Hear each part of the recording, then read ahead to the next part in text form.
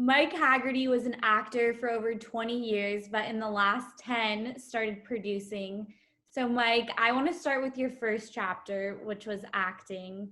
I hear a lot of actors struggle with life outside of the role that they are assigned to. Did you struggle with that? I did. One of the weird things about so I had never thought about acting at all and went to school in Chicago and saw a play with Gary Sinise and John Malkovich. And I was like, oh my God, these guys, they're speaking my language. Like, I want to be that.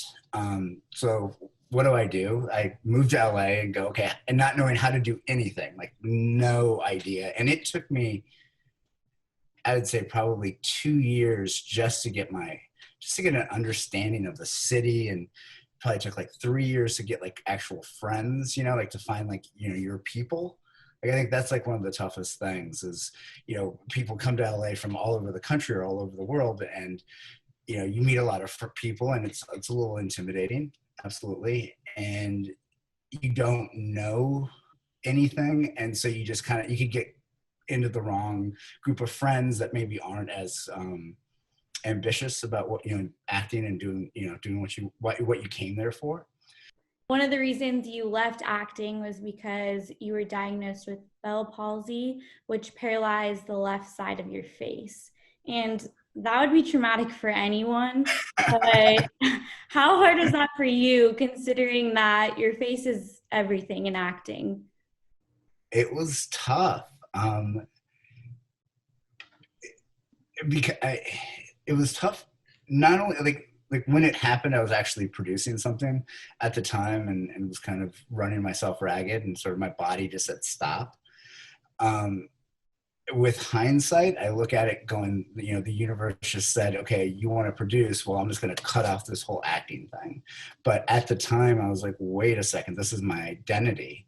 And certainly my face being an actor was part of it. I'd go on auditions after the Bell's palsy, and people would be like, oh my God, that was such a great, interesting choice. And I was like, well, it's not really a choice. Half my face isn't working. But it helped me, or gave me the opportunity to work really hard on producing and sort of let that go. And I think the benefit of that was, at the time I was a little burnout on acting. I'd been doing it for about 20 years as a professional, and it gave me a renewed love for it afterwards. Like now I really do love it and kind of miss it a little bit. And every once in a while, a friend will ask me to do something, or I'll be, every once in a while I'll do a part in a movie that I'm producing, just because it's fun. It's being a kid and playing cowboys and Indians. Talking to you has really reminded me of my own life and how I lost my dad to a heart attack. I couldn't close that chapter and move on to the next because I didn't get that goodbye. Do you feel like you fully processed all of the emotions of your acting career ending? It's a great question. I don't think so. It was because it was so quick. I think that's like when I was talking about, now I have a renewed sense of love for acting. I think that's how, like, I've gone through that sort of grieving process in a way. But there's still some things, like there's still some Marlon Brando, I could have been a contender moments, in the dark small hours of the morning. There's still some of that stuff. All that to say that there's no comparison, losing, a piece of your face and a career to losing a father. So I just know that he'd be really, really proud of you. Laura says she hasn't happy cried since you came into her life. And I'm just wondering, because she's such a great influence on so many women, has she brought out a side to you that maybe you didn't know you had? Absolutely. Oh my God. It's what's best is, like, I have a partner in crime, and I love crime. So I love this partnership. Like how we moved to Nashville, I would never have done that for anybody. But with her, it's like, of course, let's go on an adventure. And I trust her implicitly. And she,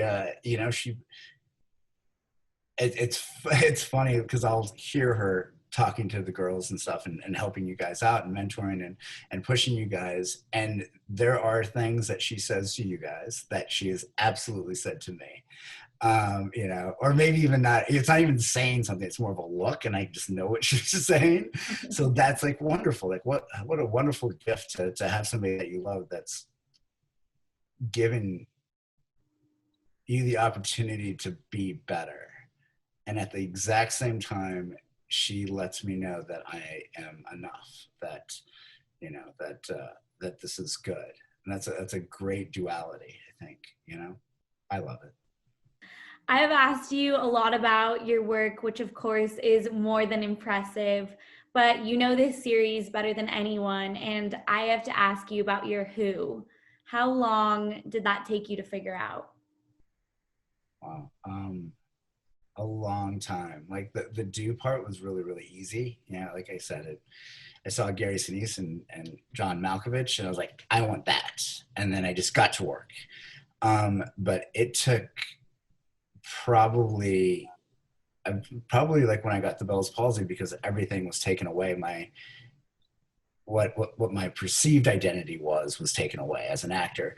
So then I had to do some work, and that's when I started meditating and really kind of asking the difficult questions. And it wasn't until my 30s that I actually knew sort of who I was, or started to even do the work and know that. And then what's wonderful about that is you figure that out, and then the next thing you know, you go into a restaurant and you meet a girl, and she likes you and you like her, and next thing you know, you're married and living in Nashville. So that's the wonderful thing about doing the work, because like that is the brilliance of life, is when if you do the work, everything else comes up, everything that you want. It's amazing. Even things you didn't even know that you wanted.